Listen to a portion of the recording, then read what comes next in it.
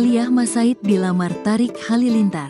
Aurel Hermansyah dari sahabat jadi adik ipar. Aurel Hermansyah beri tanggapan setelah Aliyah Masaid dilamar oleh adik iparnya, Tarik Halilintar.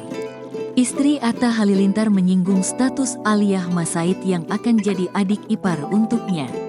Baru-baru ini, Tarik Halilintar, adik ipar Aurel Hermansyah, baru melamar kekasihnya Aliyah Masaid. Aurel Hermansyah pun ikut berbahagia dengan kabar tersebut. Terlebih, Aliyah Masaid merupakan salah satu sahabatnya.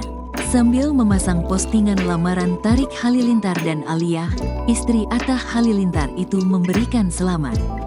Selamat, @Tarik Halilintar. Dokter sahabatan jet adik ipar @Aliyah.Masaid, emoji tertawa malu-malu, tulis Aurel Hermansyah di Instagram Story, dikutip Rabu, tanggal 15 Mei tahun 2024.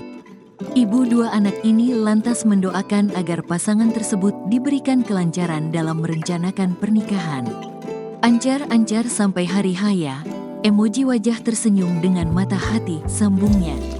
Diketahui, Aurel Hermansyah dan Aliyah Masaid sudah berteman sejak kecil lantaran orang tua mereka yang sama-sama musisi.